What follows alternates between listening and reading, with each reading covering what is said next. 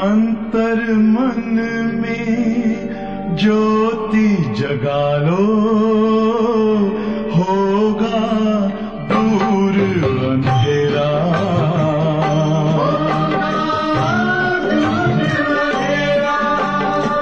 शिव का कर लो ध्यान, आ रहा पावन पुण्य सवेरा।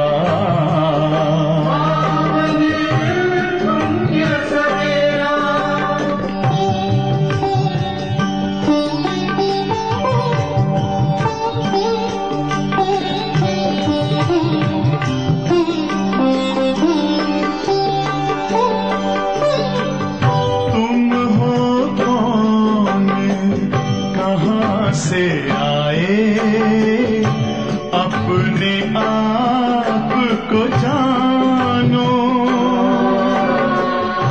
राजयोग के द्वारा अपना परम पिता पहचानो। इसी राजपथ पर चलकर पालो अपना बसेरा।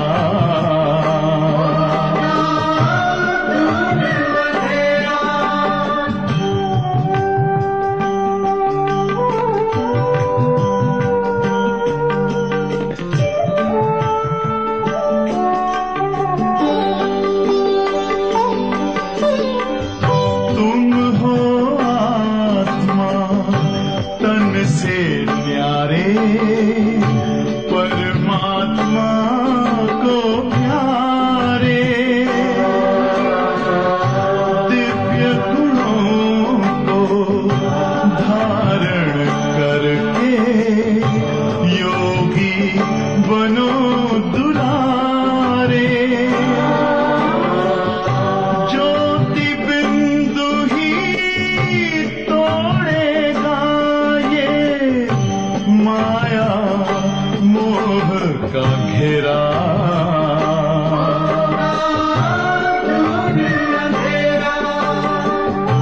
अंतर मन में ज्योति जगा लो, होगा दूर अंधेरा।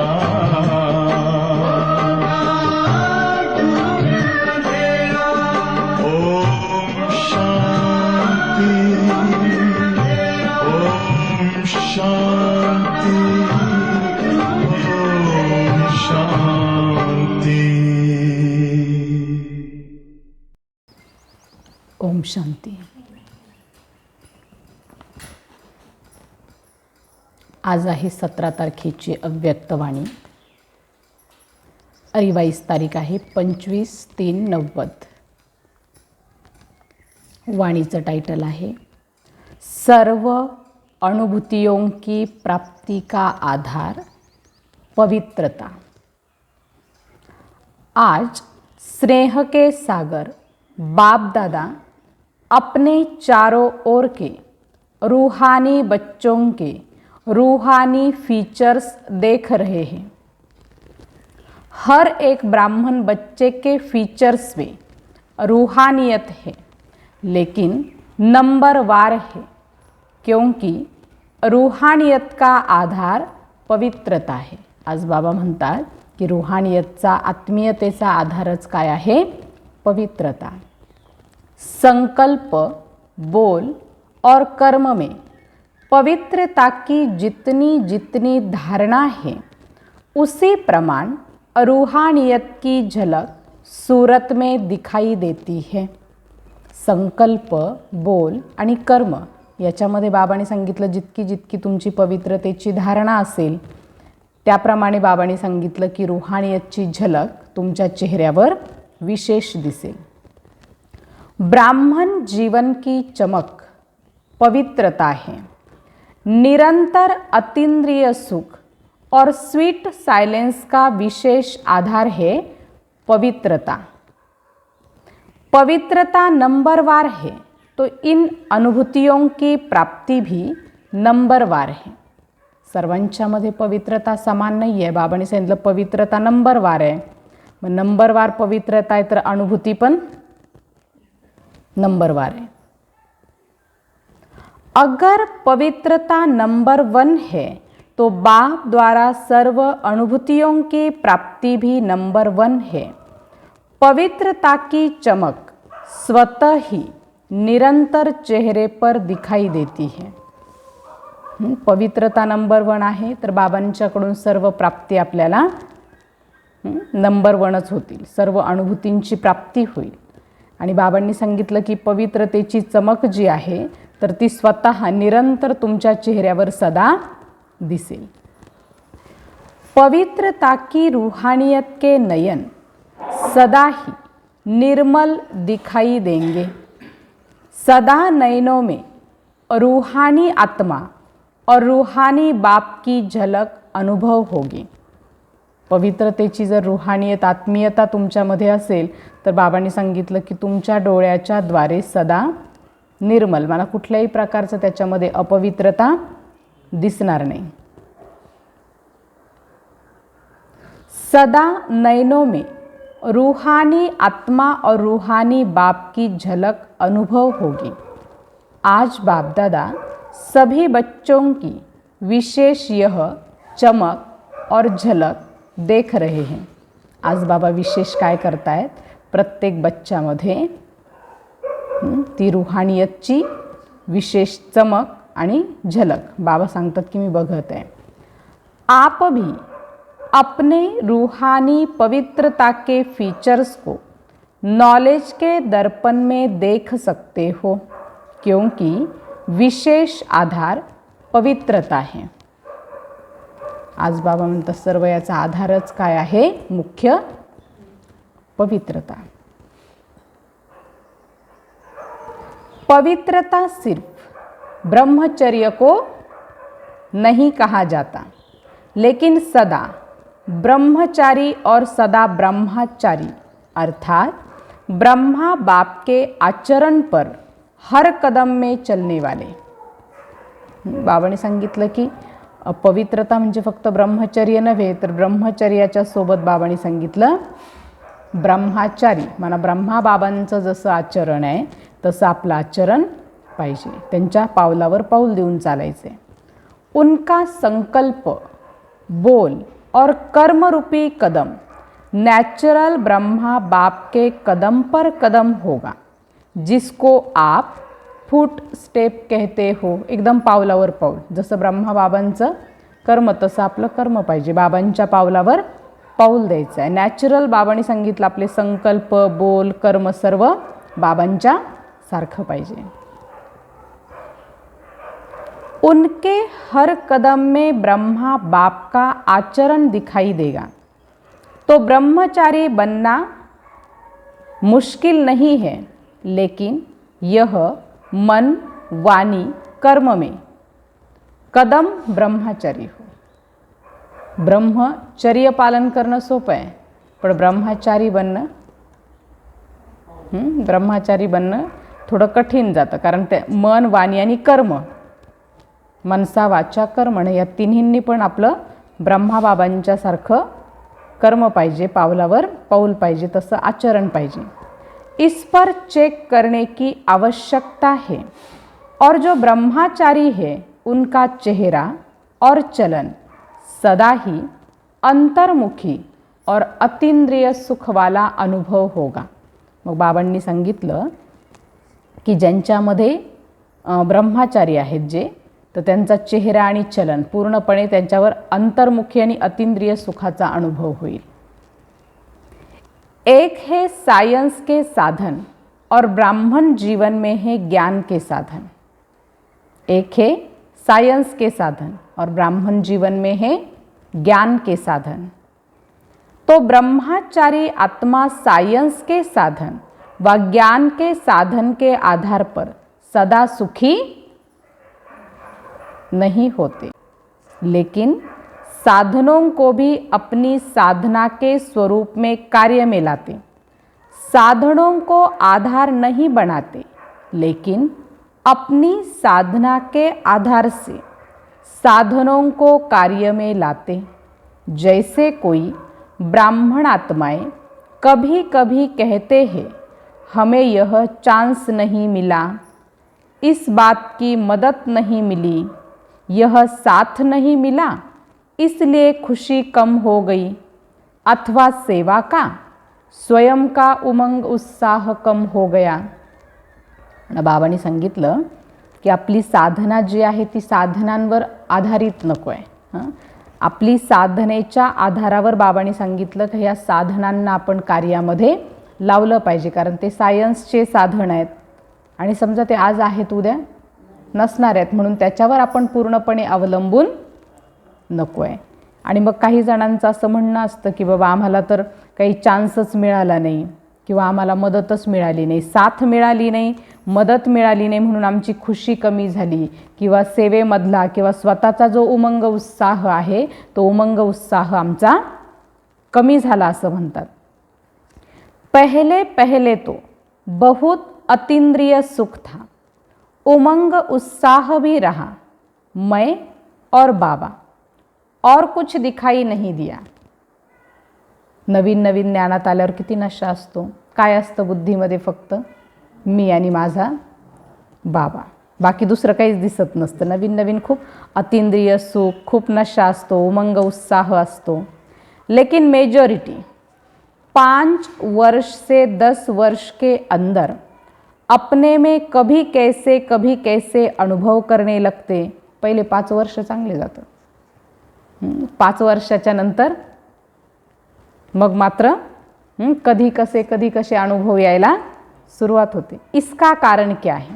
दिवसेंदिवस नशा, पुरुषार्थ, स्थिती, खुशी, प्राप्ती वाढायला पाहिजे का कमी व्हायला पाहिजे? पण आपलं काय होतं, बाबा सांगितलं पहिले 5 वर्ष चांगले असतात, त्याच्यानंतर कमी कमी होत जातं। इसका कारण क्या है? पहले वर्ष से 10 वर्ष में उमंग उत्साह 10 गुना बढ़ना चाहिए, लेकिन कम क्यों हो गया? उसका कारण यही है कि साधना की स्थिति में रहे साधनों को कार्य में नहीं लगाते। साधना की स्थिति में रहकर साधनों को कार्य में नहीं लगाते, इसलिए साधनों में फंस जाते हो और बाप से दूर हो जाते हो। फिर वो अनुभव कम होने लगता है। साधन है तो खुशी है, साधन है तो योग है, अगर साधन नहीं तो लाल लाइट नहीं लगा तो योग ही नहीं लगेगा। ऐसा नहीं होना चाहिए। कोई न कोई आधार को अपनी उन्नति का आधार बना देते हैं और वह आधार हिलता है तो उमंग उत्साह भी हिल जाता है। वैसे आधार लेना कोई बुरी चीज़ नहीं, लेकिन आधार को ही फाउंडेशन बना देते हैं। बाप बीच से निकल जाता है और आधार को फाउंडेशन बना देते हैं। इसीलिए हलचल क्या होती? यह होता तो ऐसा नहीं होता, यह होगा तो ऐसा नहीं होगा। बाबांनी सांगितलं कशाला ना कशाला काय करता, आधार बनवता, आणि आधार बनवला की पुरुषार्थ कमी होतो। म्हणजे उन्नती न होण्याचं कारण बाबांनी सांगितलं। पहिल्या 10 वर्षात तर बाबांनी सांगितलं 10 गुना वाढलं पाहिजे पुरुषार्थ। वैसे आधार लेना कोई बुरी चीज़ नहीं, लेकिन आधार को ही फाउंडेशन बना देते हैं। बाप बीच से निकल जाता है और आधार को फाउंडेशन बना देते हैं। इसलिए हलचल क्या होती? यह होता तो ऐसे नहीं होता, यह होगा तो ऐसे होगा, यह तो बहुत आवश्यक है, ऐसे अनुभव होने लगता है। इतकं त्या साधनांच्या अधीन बनतात की मग वाटतं का हे साधनं तर आवश्यकच आहेत, ह्या साधनांशिवाय योग होऊ शकत नाही, मुरलीत ध्यान लागू शकत नाही, बाबा आठवणार नाही, इतकं त्या साधनांवर अवलंबून होतात। साधना और साधन का बैलेंस नहीं रहता। साधनों की तरफ बुद्धि ज़्यादा जाती है, साधना की तरफ बुद्धि कम हो जाती है। इसलिए कोई भी कार्य में, सेवा में बाप की ब्लेसिंग अनुभव नहीं करते और ब्लेसिंग का अनुभव न होने के कारण साधन द्वारा सफलता मिल जाती तो उमंग उत्साह बहुत अच्छा रहता और सफलता कम होती तो उमंग उत्साह भी कम हो जाता.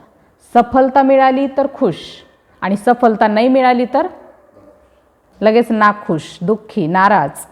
बाबांनी सांगितलं की साधन आणि साधना दोन्हींचा बॅलन्स ठेवा. साधन आपल्याला त्यांच्याकडे आकर्षित करायला नको आहे. साधन वापरा बाबांनी सांगितलं, पण त्याच्या अधीन नका हो. और ब्लेसिंग का अनुभव न होने के कारण साधन द्वारा सफलता मिल जाती है तो उमंग उत्साह बहुत अच्छा रहता और सफलता कम होती तो उमंग उत्साह भी कम हो जाता है. साधना अर्थात शक्तिशाली याद.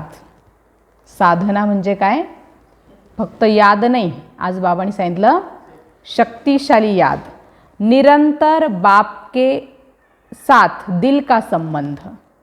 निरंतर काय पाहिजे? बाबांच्या सोबत आपला दिलचा संबंध पाहिजे. साधना इसको नहीं कहते कि सिर्फ योग में बैठ गए, लेकिन जैसे शरीर से बैठते हो वैसे दिल, मन, बुद्धि एक बाप की तरफ बाप के साथ साथ बैठ जाए. शरीर भल यहाँ बैठा है लेकिन मन एक तरफ, बुद्धि दूसरे तरफ जा रही है, दिल में और कुछ आ रहा है, तो इसको साधना नहीं कहेंगे. आज बाबांनी यथार्थ याद, शक्तिशाली याद, साधना कशाला म्हणायचं ते सांगितलं. असं नाही की चला बसलोय शरीराने इथं बसलोय, मन एकीकडे चाललं आहे, बुद्धी एकीकडे चालली आहे, दिलमध्ये दुसरंच काहीतरी चालू आहे. बाबांनी सांगितलं नाही. बिलकुल आपण बाबांच्याकडेच आपली मन, बुद्धी सर्व काही बाबांच्याच शक्तिशाली यादमध्ये पाहिजे. मन, बुद्धि, दिल और शरीर चारों ही साथ साथ बाप के साथ समान स्थिति में रहे. यह है यथार्थ साधना, यथार्थ योग, शक्तिशाली योग. आज बाबा कशाला म्हणतायत? तुमची मन, बुद्धी, दिल आणि शरीर हे चारही सोबत पाहिजे आणि बाबांच्या साथ समान स्थितीमध्ये पाहिजे, तरच त्याला म्हटलं जाईल शक्तिशाली आठवण, यथार्थ साधना. समझा? बाबा विचारतात, समजलं? अगर यथार्थ साधना नहीं होती तो फिर आराधना चलती है. पहले भी सुनाया है, कभी तो याद करते हैं लेकिन कभी फिर फरियाद करते हैं. याद में फरियाद की आवश्यकता नहीं. साधना वाले का आधार सदा बाप ही होता है. साधना वाले का आधार सदा बाप ही होता है और जहाँ बाप है वहाँ सदा बच्चों की उड़ती कला है. कम नहीं होगा लेकिन अनेक गुना बढ़ता जाएगा. कमी नाही होणार बाबांनी सांगितलं, पण आणखी वाढत जाईल. बाबांना आपण जे आधार बनवतो किंवा याद जी आहे, या सगळ्या गोष्टी बाबांनी सांगितलं वाढत जाते. कभी ऊपर कभी नीचे, इसमें थकावट होती है. आप कोई भी हलचल के स्थान पर बैठो तो क्या होगा? ट्रेन में बहुत हिलने से थकावट होती है ना. रेल्वेचा प्रवास तसा आरामदायी असतो, झोपताही येतं, पण ती ट्रेन सारखी हलत असते. त्याच्यामुळे ट्रेनचा प्रवास केला तरी थकावट जाणवते. कभी बहुत उमंग उत्साह में उड़ते हो, कभी बीच में रहते हो, कभी नीचे आ जाते हो, तो हलचल हो गई ना. इसीलिए या थक जाते हो या बोर हो जाते हो, फिर सोचते हैं क्या ऐसे ही चलना है. लेकिन जो साधना द्वारा बाप के साथ है उसके लिए संगम युग पर सब नया ही नया अनुभव होता है. हर घड़ी में, हर संकल्प में नवीनता, क्योंकि हर कदम में उड़ती कला अर्थात प्राप्ति में प्राप्ति होती रहती है. जसं हलचलच्या ठिकाणावर बसल्यावर थकून जातो बाबांनी सांगितलं, तसं आपण काय करतो, कधी नाही का वरती राहतो, कधी खाली येतो, कधी परिवाराच्या गोष्टींच्या विचारामध्ये जातो, योगालाच बसलेलो असतो, पण योग करता करता आपण अनेक ठिकाणी चक्कर लावत असतो आणि त्याच्यामुळे कधी बाबाकडे जातो, कधी दुनियात जातो, कधी परिवारामध्ये जातो आणि असं करून करून बाबांनी सांगितलं तुम्ही थकून जाता आणि मग थकले का उमंग उत्साह कमी होतो आणि मग पुन्हा संकल्प येतो की अरे हे असंच चालणार का. मग बाबांनी सांगितलं थकता पण आणि बोर पण होऊन जाता आणि मग विचारता का तर हे असंच चालायचं का. बाबांनी सांगितलं तुमची साधना जी आहे ती बाबांच्या सोबत पाहिजे. संगमयुगावर सर्व नवीन नवीन अनुभव आपण सर्वांनी करायला पाहिजे आणि महत्त्वाची गोष्ट म्हणजे आपण उडती कलेचा जर अनुभव करत असेल तर प्रत्येक सेकंदाला, प्रत्येक संकल्पाला बाबांनी सांगितलं आपल्याला प्राप्तीमध्ये पण प्राप्ती है. हर समय प्राप्ति है. संगम युग में हर समय बाप वर्षे और वरदान के रूप में प्राप्ति कराते हैं. तो प्राप्ति में खुशी होती है और खुशी में उमंग उत्साह बढ़ता है. प्राप्तीमध्ये खुशी आहे आणि खुशीमध्ये उमंग उत्साह आहे. कम हो ही नहीं सकता, चाहे माया भी आए तो भी विजयी बनने की खुशी होगी, क्योंकि माया पर विजय प्राप्त करने के नॉलेजफुल बन गए हो. तो 10 साल वालों को 10 गुना, 20 साल वालों को 20 गुना हो रहा है. तुमची प्राप्ती म्हणा, खुशी म्हणा. बाबांनी सांगितलं की 10 वर्षावाल्यांना 10 गुणा, 20 वर्षावाल्यांना 20 गुणा होते का? होते का खुशी?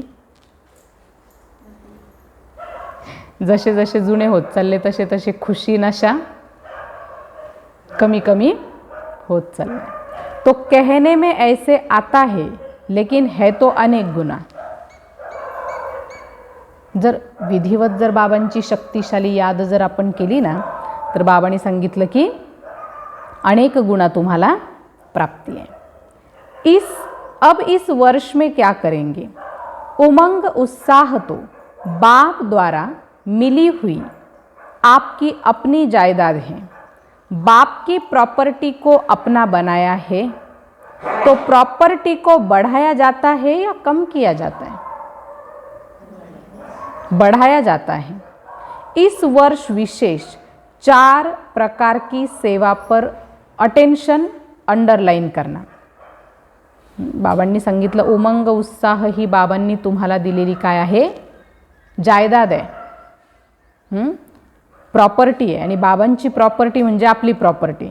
मग प्रॉपर्टी वाढवायची आहे, बाबांनी सांगितलं कमी होऊ द्यायची नाही. आणि या वर्षामध्ये विशेष आपल्याला 4 प्रकारच्या सेवेवर अटेन्शन अंडरलाइन करायचं आहे. तर कोणत्या 4 गोष्टी आहेत बघा. पहिला नंबर है स्व की सेवा, दूसरा विश्व की सेवा,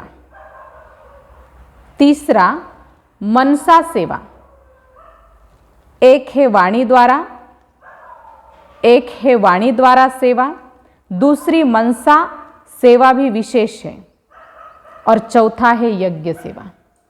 4ही सेवा आज बाबांनी सांगितलं. स्वसेवा म्हणजे स्व उन्नती, दुसरी सेवा विश्व सेवा, सर्वांना बाबांचा संदेश देणं, सर्वांच्या प्रति शुभ भावना ठेवणं. तिसरं बाबांनी सांगितलं मनसा सेवा. मग सेवा 2 प्रकारची बाबांनी सांगितलं. एक तर तुम्ही वाणीच्या द्वारे पण करू शकता आणि दुसरी मनसाद्वारा. म्हणा शुभ भावना, शुभ कामना प्रत्येक आत्म्याच्या प्रति ठेवायची आणि मग सेवा करायची. आणि चौथं बाबांनी सांगितलं यज्ञ सेवा.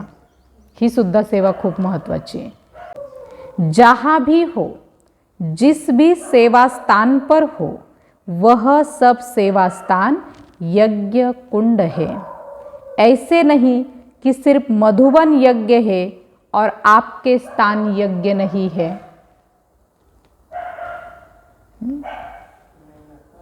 यज्ञकुंड फक्त मधुबनच आहे असं नाही. बाबांचं जे सेवास्थान तुमचं आहे ते तुमच्यासाठी यज्ञकुंड आहे. तो यज्ञ सेवा अर्थात कर्मणा द्वारा कुछ न कुछ सेवा जरूर करनी चाहिए. यज्ञ सेवा म्हणजे बाबांनी सांगितलं की त्याच्यामध्ये कर्मणाद्वारा पण आपल्याला काही ना काही सेवा करायलाच पाहिजे. बाप दादा के पास सेवा के 3 प्रकार के खाते सबके जमा होते हैं. बाबांकडं 3 प्रकारचे खाते सेवेचे आपले सर्वांचे जमा आहेत.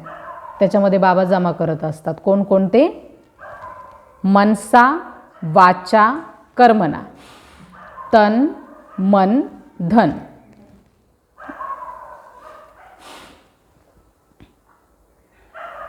कई ब्राह्मण सोचते हैं हम तो धन से सहयोगी नहीं बन सकते, सेवा नहीं कर सकते क्योंकि हम तो समर्पण है, धन कमाते ही नहीं तो धन से सेवा कैसे करेंगे.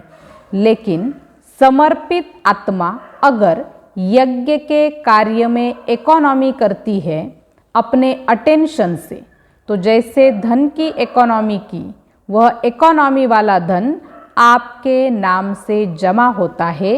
यह सूक्ष्म खाता है. जे समर्पित आहेत, बाबांनी सांगितलं की त्यांना संकल्प येतो की बाबा आपण तर धनसेवा काही करू नाही शकत, पण बाबांनी सांगितलं की अटेन्शन ठेवून जी बचत आपण करतो आणि जी बचत केली जेवढी ती सगळी काय झाली आपल्या खात्यामध्ये धनसेवेमध्ये ती जमा झाली. बाबांनी सांगितलं ही खूप सूक्ष्म खाता है. अगर कोई नुकसान करता है तो खाते में बोझ जमा होता है और इकोनॉमी करते हैं तो उसका धन खाते में जमा होता है. व्यर्थ करते हो, नुकसान करते हो तो खाते में बोझ जमा होता है. इकोनॉमी करते हो तो उसका धन आपके खाते में जमा होता है. यज्ञ का एक एक कणा मोहर के समान है. यज्ञातला एक एक कण एका मोहर त्याच्याप्रमाणे. अगर यज्ञ की दिल से, दिखावे से नहीं, जो भी सेवा करते हो बाबा के यज्ञ की, वो दिखावे के लिए नहीं लेकिन दिल से इकोनॉमी करते हैं तो उसकी मुहरे इकट्ठी होती रहती हैं. जर तुम्ही यज्ञाची सेवा दिखाव्यासाठी नाही करत आहे पण दिलपासून करत आहे, बचत करत आहे, तर बाबांनी सांगितलं तेवढ्या मोहरा तुमच्या खात्यामध्ये जमा होतील. दूसरी बात, अगर समर्पित आत्मा सेवा द्वारा दूसरों के धन को सफल कराती है तो उसमें से उसका भी शेयर जमा होता है. इसलिए सभी का 3 प्रकार का खाता है. तीनों खाते की परसेंटेज अच्छी होनी चाहिए. कोई समझते हैं हम तो वाचा सेवा में बहुत बिजी रहते हैं, हमारी ड्यूटी ही वाचा की है, मनसा और कर्मणा में परसेंटेज कम होती है, लेकिन यह भी बहाना चलेगा नहीं. असं नाही की आम्हाला वाचा सेवा खूप आहे आणि म्हणून मग कर्मणा सेवा आणि मनसा सेवेला वेळच भेटत नाही. बाबांनी सांगितलं नाही, तीनही खाते जमा पाहिजे, तीनही याच्यामध्ये परसेंटेज व्यवस्थित पाहिजे. आणि समर्पित आत्म्यांनी दुसऱ्या आत्म्यांकडून धनाची सेवा करून घेतली, ते सफल करून घेतलं, तर ते सुद्धा बाबांनी सांगितलं त्यांचं काय होतं, काही शेअर त्यांचा जमा होतो. हमारी ड्यूटी ही वाचा की है, मनसा और कर्मणा में परसेंटेज कम होती है, लेकिन यह भी बहाना चलेगा नहीं. वाणी के समय अगर मनसा और वाचा की इकट्ठी सेवा करो तो क्या रिजल्ट होगी. मनसा और वाचा इकट्ठी सेवा हो सकती है, लेकिन वाचा सहज है, मनसा में अटेंशन देने की बात है. इसीलिए वाचा का तो जमा हो जाता लेकिन मनसा का खाता खाली हो जाता. म्हणून वाचा सेवा करताना सुद्धा मनसा शुभ भावना पाहिजे, दिलपासून सेवा केली पाहिजे, म्हणजे दोन्ही खाते आपले भरतील. और वाचा में तो बाप से भी सभी होशियार हो. बाबा आज म्हणतात वाचा सेवेमध्ये सगळेजण बाबांपेक्षा पण हुशार, म्हणजे ज्ञान सांगायला सगळे एकदम माहिर आहेत, हुशार आहेत.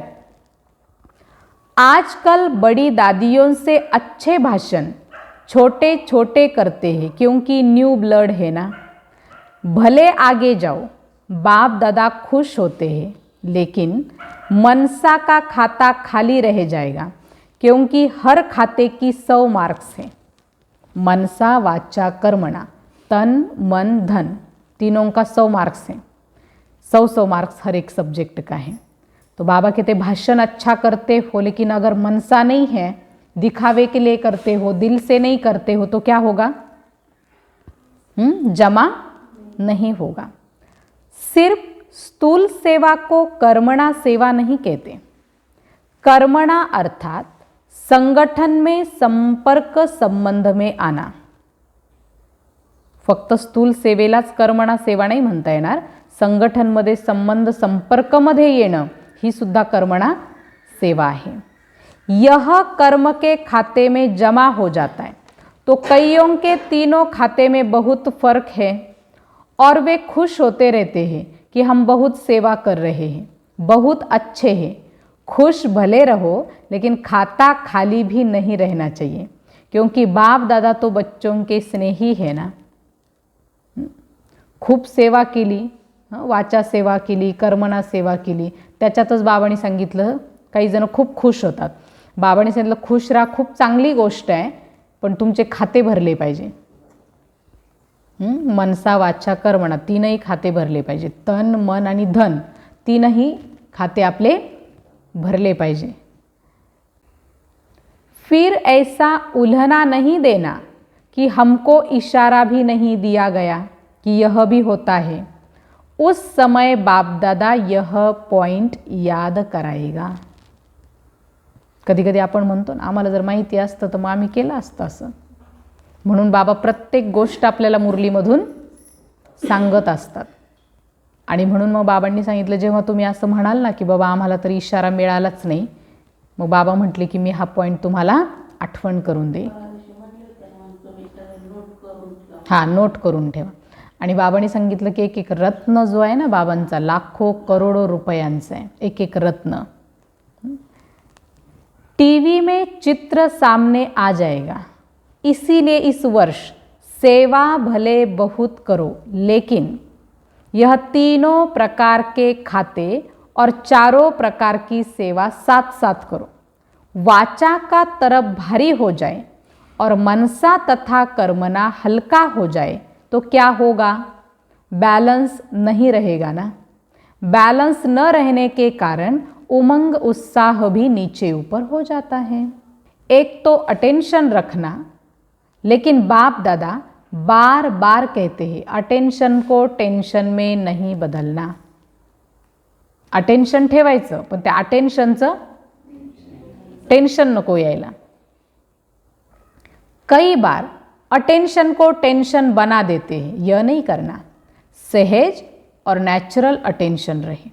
सहज आणि नॅचरल आपलं अटेंशन राहिलं पाहिजे, अटेंशनचं टेंशन घ्यायचं नाही। डबल लाइट स्थिति में नेचुरल अटेंशन होता ही है। डबल लाइट स्थिति में नेचुरल अटेंशन होता ही है।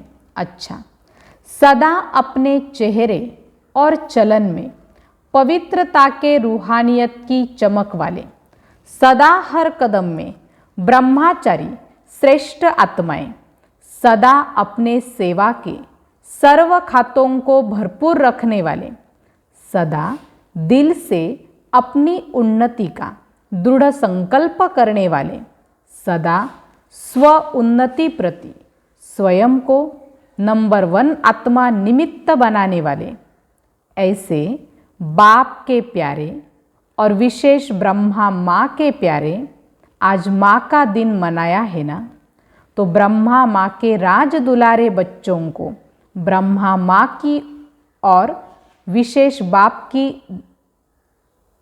तो ब्रह्मा माँ के राज दुलारे बच्चों को ब्रह्मा माँ की और विशेष बाप की भी दिल से याद प्यार और नमस्ते। आज हमको ब्रह्मा माँ और शिव बाप दोनों ने भी क्या किया? दिल से याद प्यार और नमस्ते किया।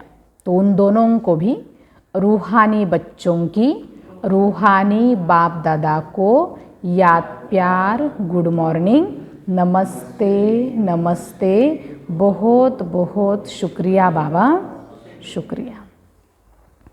फिर मधुबन निवासियों के साथ मुलाकात है।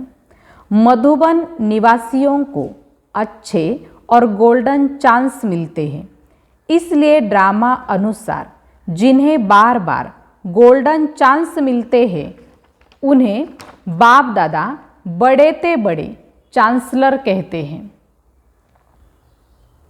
सेवा का फल और बल दोनों ही प्राप्त होता है।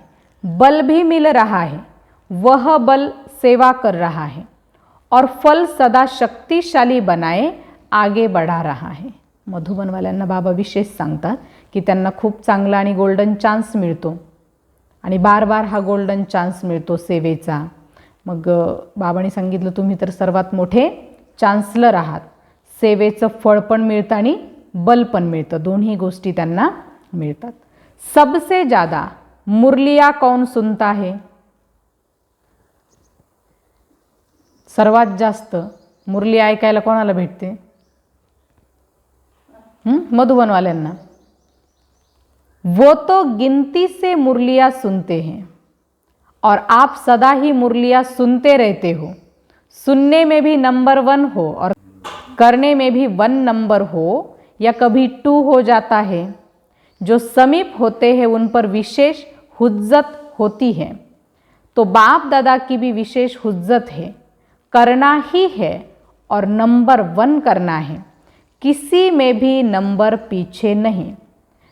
सब जमा के खाते नंबर 1 फुल होने चाहिए, एक भी खाता जरा खाली नहीं होना चाहिए। मधुबनवाल्यांना तर विशेष बाबांनी सांगितलं की एक पण खातं कमी नको आहे, कारण सर्वात जास्त मुरली ऐकण्याचा चान्स त्यांना मिळतो। आपल्याला तरी बघा मधुबनला आपण अवतरणाला वर्षातून 2 वर्षातून एकदा जातो। मधुबनवाल्यांना प्रत्येक अवतरणाची मुरली ऐकायला मिळते। म्हणा मुरली जास्त ऐकतात म्हणजे काय की डायरेक्ट बापदादांची मुरली त्यांना ऐकायला भेटते। ज्यावेळेस साकारमध्ये होते त्यावेळेस जे तिथे राहायचे त्यांना दररोज साकार बाबांची मुरली मिळायची। अव्यक्तवाणी सुरू झाल्यानंतर सर्व अवतरणांची मुरली त्यांना ऐकायला मिळायची, म्हणून बाबांनी शब्द वापरला की मधुबनवाले जास्त मुरली ऐकतात। जैसे मधुबन में सर्व प्राप्तियाँ चाहे आत्मिक चाहे शारीरिक सब नंबर 1 मिलती है। अब ऐसे अब करने में सदा नंबर 1 की निशानी है हर बात में विन करना। जो 1 नंबर है तो सदा विजयी असतो। अगर 1 माना विजयी है तो 1 जरूर है, विन कभी कभी है तो नंबर 1 नहीं है। अच्छा, सेवा की मुबारकें, सेवा के सर्टिफिकेट तो बहुत मिले हैं, और कौन से सर्टिफिकेट लेने हैं? एक, अपने पुरुषार्थ में दिल पसंद हो। दूसरा, प्रभु पसंद हो। और तीसरा, परिवार पसंद हो। सेवेचे सर्टिफिकेट घेतले बाबांनी सांगितलं सगळ्यांनी। आता कोणते 3 सर्टिफिकेट घ्यायचे? मग दिल पसंद कशामध्ये? स्वतःच्या पुरुषार्थमध्ये। स्वतःचे पसंद म्हणजे चला मी जसे तसं मला प्रिय आहे त्याच्यासाठी नाही बाबांनी सांगितलं, तुमच्या पुरुषार्थामध्ये बाबांनी सांगितलं तुम्ही दिल पसंद आहात का, खुश आहात का तुमच्या पुरुषार्थावर जो आत्ता पुरुषार्थ चालू आहे। दुसरं, तुम्ही शिवबाबांचे प्रिय पसंद आहात का, आणि तिसरं महत्त्वाचं पॉईंट आहे परिवार पसंद। हे 3ही सर्टिफिकेट घ्यायचे। यह तीनों सर्टिफिकेट हर एक को लेने हैं, ऐसे नहीं एक सर्टिफिकेट हो दिल पसंद का दूसरे न हो, तीनों ही चाहिए। तो बाप के पसंद कौन है? जो बाप ने कहा और किया। बाबांचे प्रिय कोण बनतात? बाबांनी सांगितलं आणि आपण ऐकलं ते आहेत बाप पसंद। मग आता आहे का नाही बघा। यह है प्रभु पसंद का सर्टिफिकेट, और अपने पसंद अर्थात जो आपकी दिल है वही बाप की दिल हो। स्वयं पसंद बनना है, अपने मर्जी का पसंद नहीं। बाबा कहते हैं जो बाप की दिल है वही हमारी दिल हो। अपने हद के दिल पसंद नहीं, लेकिन बाप की दिल सो मेरे दिल। जो बाप की दिल पसंद वही मेरी दिल पसंद।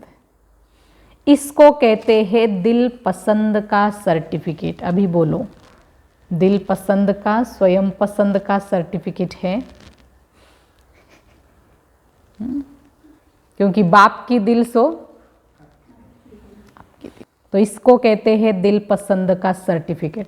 आजपर्यंत आपल्याला वाटत होतं कमीत कमी दिल पसंदचं सर्टिफिकेट तरी आपल्याकडे आहे, पण आज क्लिअर झालं की ते सर्टिफिकेटसुद्धा आपल्याकडे नाही आहे, त्याच्यामध्ये सुद्धा पर्सेंटेज आहेत। और परिवार की संतुष्टता का सर्टिफिकेट, तीसरा है परिवाराच्या संतुष्टतेचं सर्टिफिकेट। तो यह तीनों सर्टिफिकेट लिए हैं। सर्टिफिकेट जो मिलता है उसमें वेरीफाई भी होता है, बड़ों से वेरीफाई भी करना पड़े। आता तुम्ही म्हणाल आमचे सगळे सर्टिफिकेट तयार आहेत, हां, तर हां, जे निमित्त आहेत किंवा मोठे आहेत त्यांच्याकडून पण बाबा ते व्हेरीफाय करवतात। बोर्डाचे पेपर चेक करताना एक व्यक्ती चेक नाही करत, है ना? हां, ज्यांच्याकडे दिले ते चेक करतात, पुन्हा एक चेक करतात आणि मग फायनल तिसरा चेक करून मग तुमचे मार्क्स फायनल होतात। मग तसं अगोदर तुम्ही सांगणार, मग जे निमित्त आहेत मोठे आहेत मग ते सांगणार बाबांना, आणि मग बाबा स्वतः पुन्हा काय करणार, एकदा व्हेरीफाय करणार, फायनल करणार। मग बड़ों से भी व्हेरीफाय करना पड़ता है। बाबा असं नाही का तुम्ही सांगितलं लगेच म्हणले हां 100% पोरांचं सगळं आहे बरं, लगेच बाबा म्हणले बरं बरं, असं नाही। बाबांनी सांगितलं की मी ती प्रत्येक सत्युगातले तुम्हाला महाराजा महाराणी बनवायचे, असं साधारण पद थोडंच आहे। कलेक्टर बनायचं असलं तर किती सगळ्या गोष्टी त्याच्यामध्ये तुम्हाला एक्झाम द्यावी लागते, किती बारकावे असतात, किती स्टडी करावे लागतात, किती ॲक्युरेट सगळ्या गोष्टी लागतात। असंच कलेक्टर नाही बनत, मोठी पद पोझिशन जी मिळते अशीच नाही मिळत। ही तर कलियुगाची आहे, आणि सत्युगामध्ये 16 कलांनी संपन्न A1 क्वालिटीचं तुम्हाला महाराजा महाराणी बनायचं आहे। कलियुगाच्या तुलनेत ते किती उंच पद आहे, आणि इतकं तुम्हाला क्वालिटीचं बनवायचं म्हटल्यावर बाबांना पण तेवढं तुम्हाला बनवावं लागेल, क्लिअर करावं लागेल। म्हणून बाबांनी सांगितलं की मी तुम्ही सांगितलं म्हणून नाही, पण मोठ्यांकडून पण ती गोष्ट काय करतो, क्लिअर करून घेतो। बाप तो जल्दी राजी हो जाते हैं, लेकिन यहाँ सबको राजी करना है। बाबाला खुश करू शकता तुम्ही लवकर, पण इथं सर्वांना राजी करायचं आहे, परिवाराचं सर्टिफिकेट आपल्याला घ्यायचं आहे। तो जो साथ रहते हैं उनसे सर्टिफिकेट को वेरीफाई कराना पड़े। बाप तो ज़्यादा रहम दिल है ना, तो हाँ जी कह देंगे। अच्छा, सभी की डिपार्टमेंट निर्विघ्न है, स्वयं भी निर्विघ्न है। सेवा की खुशबू तो विश्व में भी है, तो सूक्ष्म वतन तक भी है। सभी अभी सिर्फ इन 3 सर्टिफिकेट को वेरीफाई करना। बाबांनी सांगितलं जे सेवा साथी आहेत ना त्यांच्याकडून बाबा हे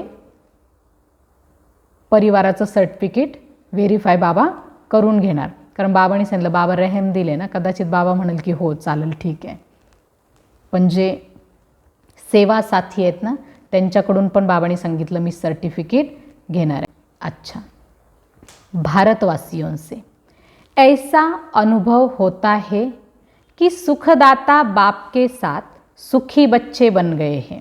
सगळ्यांना असा अनुभव होतो की सुखदाता बाबांचे आपण बनलो आणि आपण आता काय झालो, सुखदाता झालो, सुखी बनलो। बाप सुखदाता है तो बच्चे सुख स्वरूप होंगे ना। कभी दुख की लहर आती है, कभी दुख की लहर आती है, बाबा विचारताय चुका झाल्यावर किंवा काही दुःख झालं की येते। सुखदाता के बच्चों के पास दुख आ नहीं सकता, क्योंकि सुखदाता बाप का खजाना अपना खजाना हो गया है। सुख अपनी प्रॉपर्टी हो गई। सुख, शांति, शक्ति, खुशी आपका खजाना है। सुख, शांति, शक्ति, खुशी आपका खजाना है। जो बाप का खजाना वो मेरा खजाना है। बाप का खजाना सो आपका खजाना हो गया। बालक सो मालिक होना। अच्छा, भारत भी कम नहीं है, हर ग्रुप में पहुंच जाते हैं। बाप भी खुश होते हैं। 5000 वर्ष खोए हुए फिर से मिल जाए तो कितनी खुशी होगी।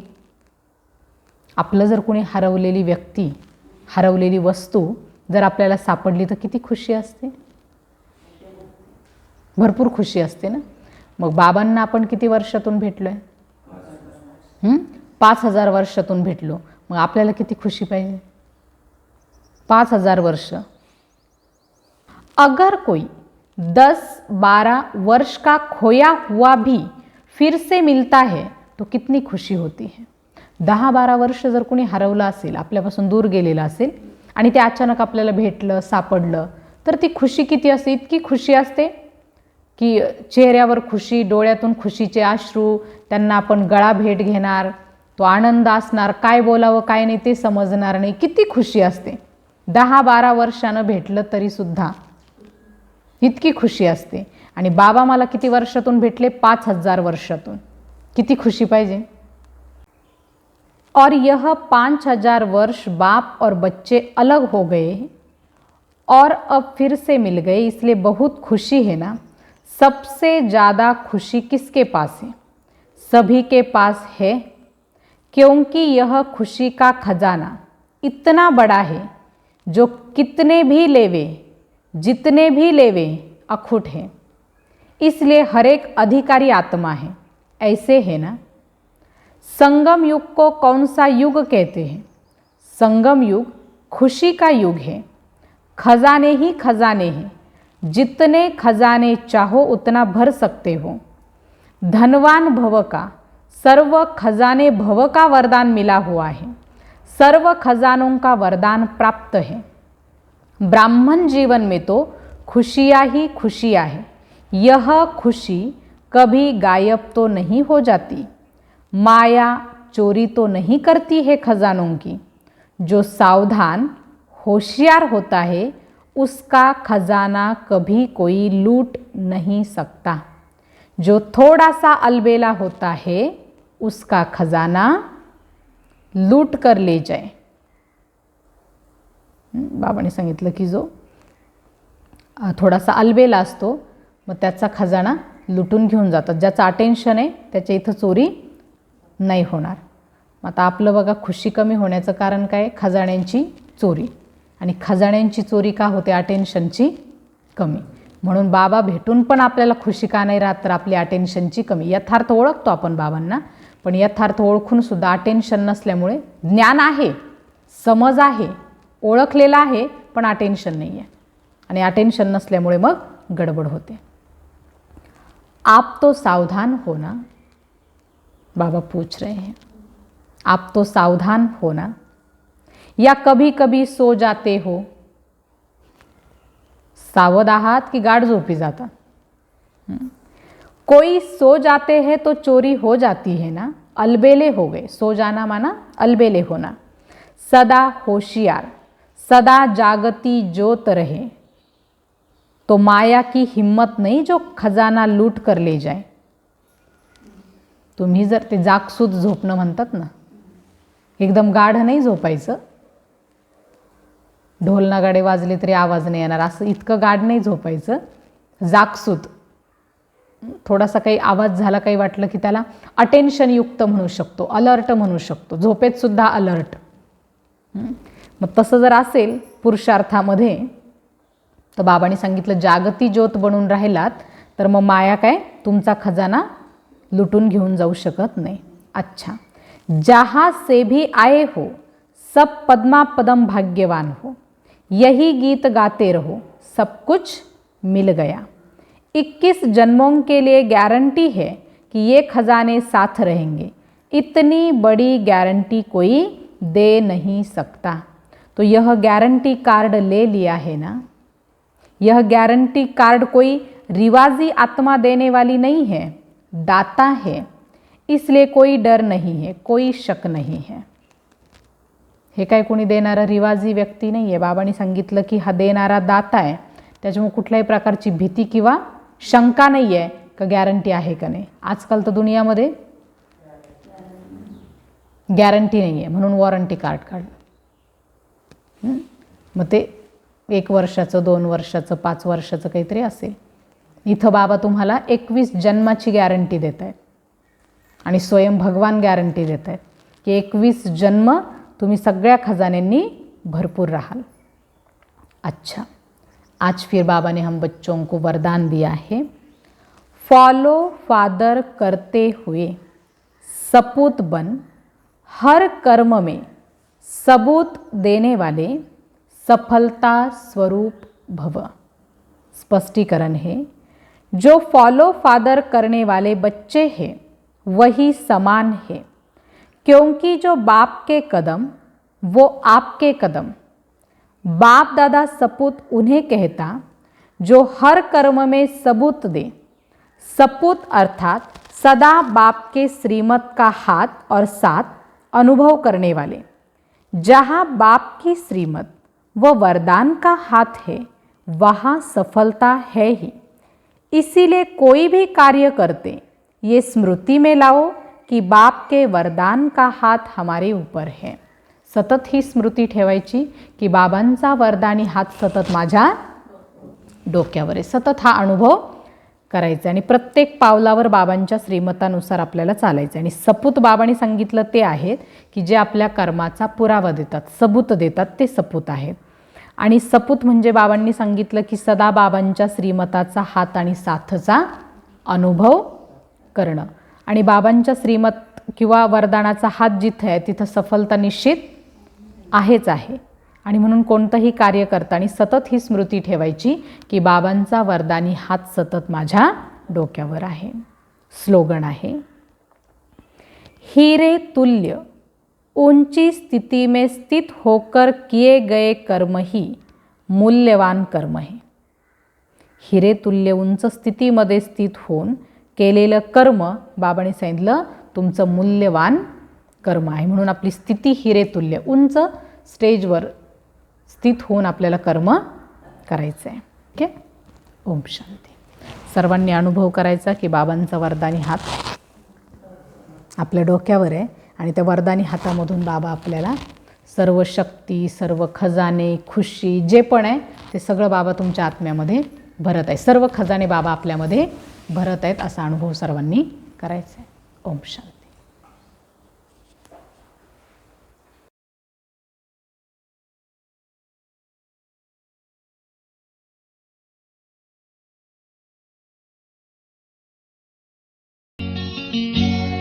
पवित्र मन रखो, पवित्र तन रखो, पवित्र मन रखो, पवित्र तन रखो। पवित्रता मनुष्यता की शान है। जो मन वचन कर्म से पवित्र है वो चरित्रवान ही यहाँ महान है। पवित्र मन रखो, पवित्र तन रखो, पवित्रता मनुष्यता की शान है। जो मन वचन कर्म से पवित्र है वो चरित्रवान ही यहाँ महान है।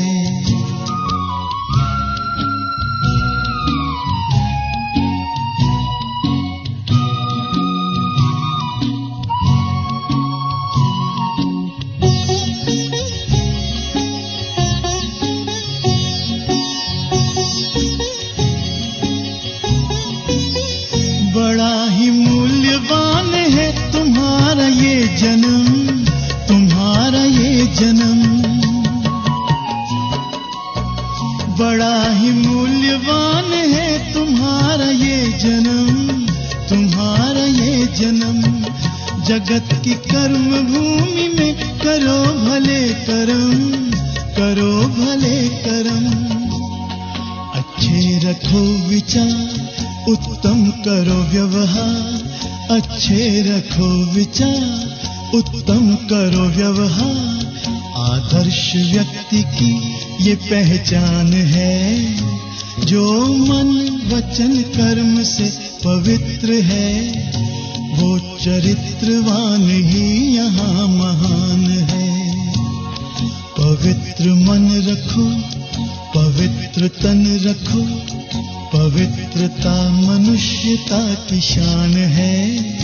जो मन वचन कर्म से पवित्र है वो चरित्रवान ही यहाँ महान है।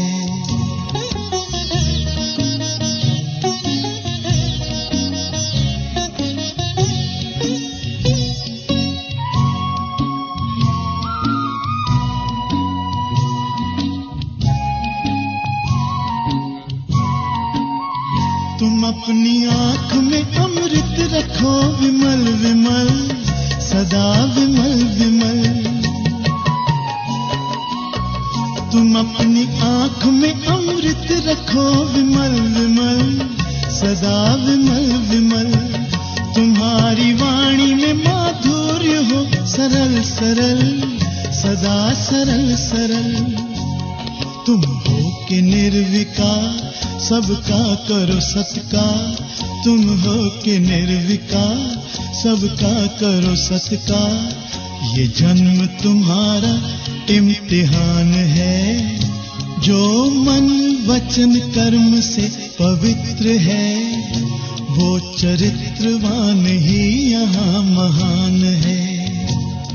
पवित्र मन रखो, पवित्र तन रखो, पवित्रता मनुष्यता की शान है।